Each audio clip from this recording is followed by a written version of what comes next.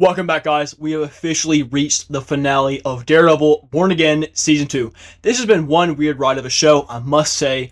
It felt like there was so much hype for the first season, but all I feel for Season 2 is just crickets. Does disappoint me a little bit because this season is just ever so slightly better than the first season. But I do not blame anybody for walking out of this series after Season 1. But let me stop yapping. Let's just get into the finale of Season 2 of Born Again until Season 3 comes out eventually. Anyway, enjoy, guys.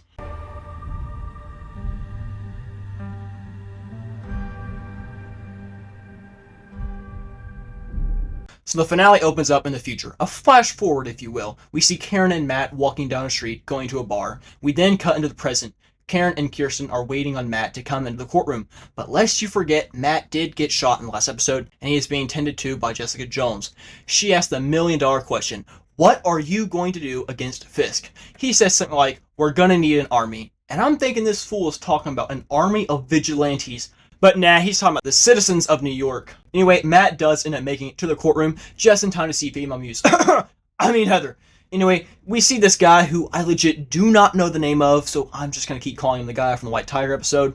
Anyway, he's talking to Heather about vigilantes and brings up her book. And I'm just gonna tell you now that this shit would not fly in a courtroom.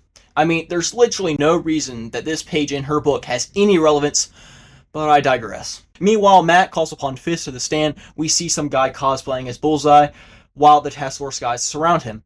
And Fisk's plan is to kill Matt after the jury has concluded, but obviously Dex comes from thin air and kills all these guys, including fake Bullseye here. He then gets ready for Fisk to leave the jury so he can fulfill his one good deed. And now we see Wilson Fisk on the stand, while Matt is grilling him on his Safer Street Act and what classifies as vigilante, while this guy just keeps interrupting. Oh my god, he sucks. Detention without due process is lawless. Objection. Immaterial, invites conjecture. Sustained. I believe was once in your employ. Objection. This is contemptible, even for Counselor Murdoch. Sustained. Industry's trust. Objection. Assumes evidence not on the record. Sustained. Not suggest that. The only thing that's been presented is testimony from Officer Powell, who is in your employ, who takes his orders from you. It is the allegation of the district attorney, who, guess what, is in your employ, takes his orders from you. Objection. Overruled. Shut your fucking mouth! Anyway, Matt shifts his focus to the Northern Star because that is something that happened very recently, and there is still one person alive who can testify to what they saw. It's a very obvious reveal coming. No, I'm not. I am Iron Man. Oh, my bad, wrong clip. I am Daredevil. The public goes wild on this reveal, and again, super unrealistic, but all the judges side with Matt and they free Karen. They're all leaving, and we do actually get kind of a cool scene with Jessica Jones and Fisk. Interesting to see who you've aligned yourself with, Miss Jones. Watch yourself, Kingpin. He said it! He said it! After that, Matt and Fisk face off in the front entrance. Bullseye shoots a shot at Fisk, but he misses. Instead, he shoots Buck. Major W. Fisk and his forces then fall back into the jury. While Matt and his people fall back, Fisk then makes a statement saying that all vigilantes are converging and joining forces to take him down.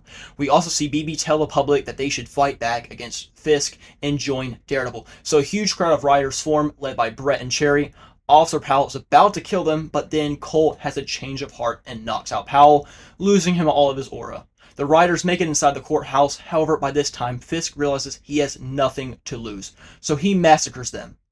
And I mean, massacres them.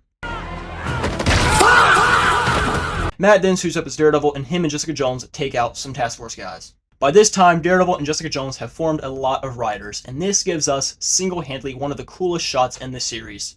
But then the rioters start to break off and choose violence against Fisk, like this was some kind of 2020 BLM march. Matt wants this to stop because the rioters are choosing violence, making them no better than Fisk. So he makes his way past them all to face Fisk alone. Matt tells Fisk to take the deal where he goes in isolation and exile.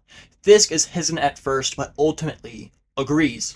Sometime later is when we see that scene from the start. But it's not a happy ending though. No, the police come to arrest Matt on charges of being Daredevil. And we get a few chapters closed. Not Buck, though, who is probably still bleeding out. Instead, we see Luke Cage come home with the milk. BB is now working at the Bulletin. We also get a cameo from Ellison. Pretty cool. We also see Mr. Charles has now recruited Dex, hopefully leading him into an actual Thunderbolts team. And also, we see Heather donning the Muse mask and becoming female Muse. Anyway, we end on Matt walking through the halls of the jail, seeing Cole and Powell, and it ends with Matt Murdock, now in jail. So that was one hell of a finale. As I said, it is crazy this show had like no marketing and no hype at all. It's not even that bad of a season, especially compared to the disaster that was season 1 of Born Again.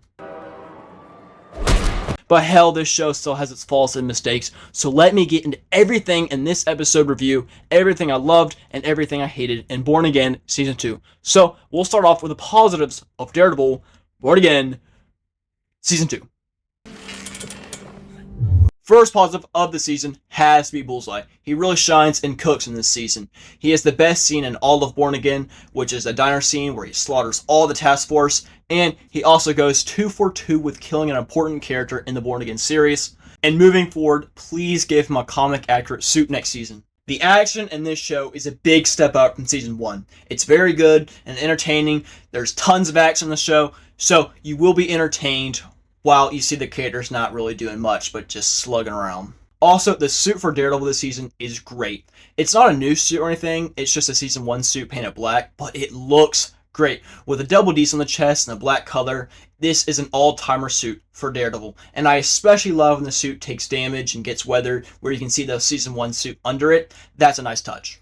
And Daniel and Buck are a great duo in the series. They have some of the best scenes in the show, and that makes it all the more heartbreaking that Buck is the one that killed Daniel, which was a great scene and very sad.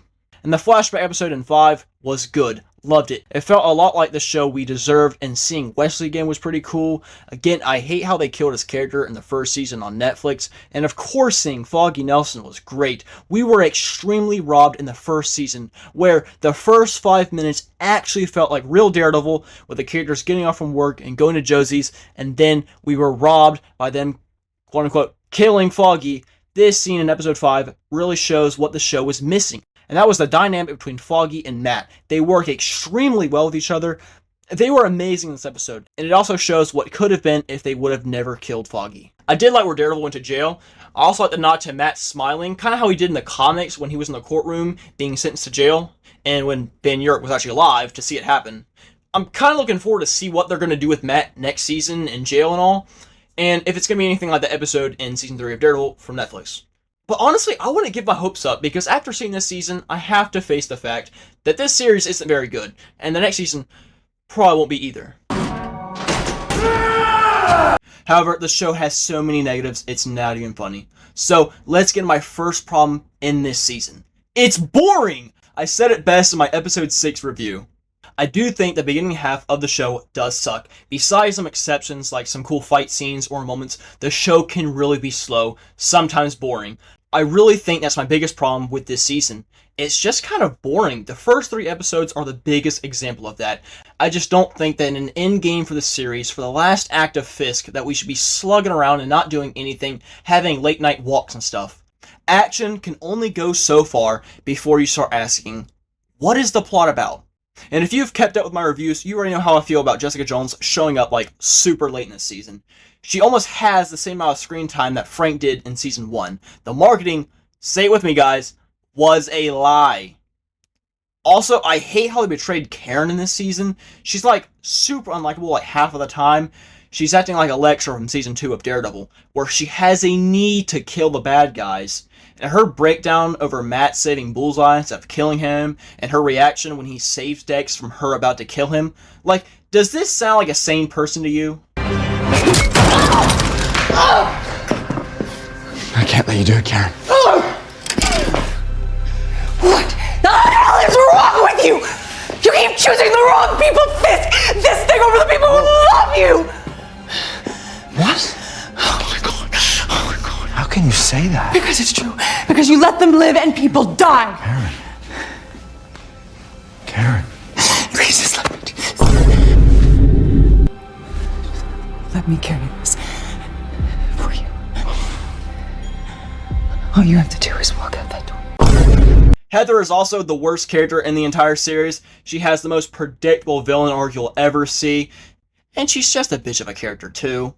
Also, Jack just disappearing after episode 3 was like super dumb. Like, Daredevil's gonna save you and you're not even gonna help in the fight against Fisk because you're too old for this? Like, that's just so dumb. Also, Kingpin is just super Disney-fied. He's a horrible, demasculated character. This Kingpin is a husk of what the character was in the Netflix series. He doesn't even act like the same character. I hate it so much. Matt revealing his own identity kind of undermines everything. It makes it not as special when the main villain doesn't get to do it himself. And you're also telling me that Matt Murdock, for the past 5 seasons, could have just revealed his own identity to stop Fisk. Good, you had me worried there, because that'd be horseshit. Also, come on, where are the other vigilantes at too? I know why Luke Cage isn't there, but that does not excuse the Punisher, Spider-Man, Iron Fist, Kate Bishop, Elektra, and Bullseye too. Besides that, now that this season has ended, here's what I'd like to see in a Season 3. I would love to see Melvin Potter return and Born Again, hopefully finally playing Gladiator like he was supposed to in the original show. Also, a character I would really like to see is Omen. He's a new character that just debuted in April. He's kind of cool and has a badass design. He shows up in Daredevil issue 1. He has the ability to see into the future, and he uses it to warn Daredevil about the future attack on Matt Murdock. Honestly, I'm fine with whatever they do next season, as long as Ledger don't come back, and hopefully we don't get that much of Fisk next season. And please, do not let female Muse be the main villain of Season 3. Anyway, those were some of my thoughts for today. Let me know your thoughts on this ending down below. I'd really love to hear them. Also, let me know your guys' favorite suit in the series. P.S. It better not be the She-Hulk suit. Like if you enjoyed what we just saw, but till next time, I'll see you with my Punisher One Last Kill review coming next week. But for now, peace. Just do it! Make your dreams come true!